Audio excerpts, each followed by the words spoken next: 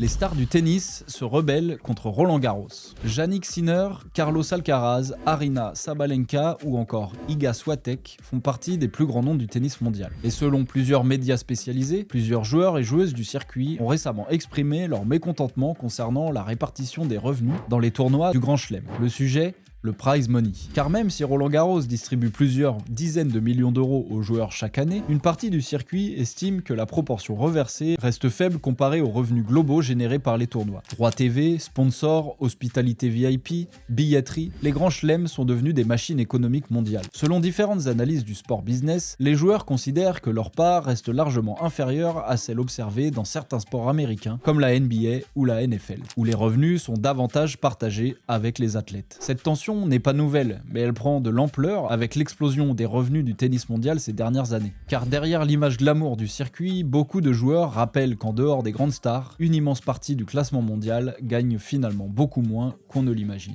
Les organisateurs, eux, défendent un modèle où les revenus servent aussi à financer les infrastructures, les fédérations, l'organisation des tournois et le développement du tennis. Mais cette contestation montre surtout une chose, même au sommet du sport mondial, la bataille autour du partage de l'argent devient de plus en plus visible. Alors selon vous, les joueurs de tennis sont-ils sous-payés par rapport aux milliards générés par les tournois ou les stars du circuit gagnent-elles déjà largement assez? Donnez-nous votre avis en commentaire et abonnez-vous pour ne rien manquer de l'actualité économique et financière.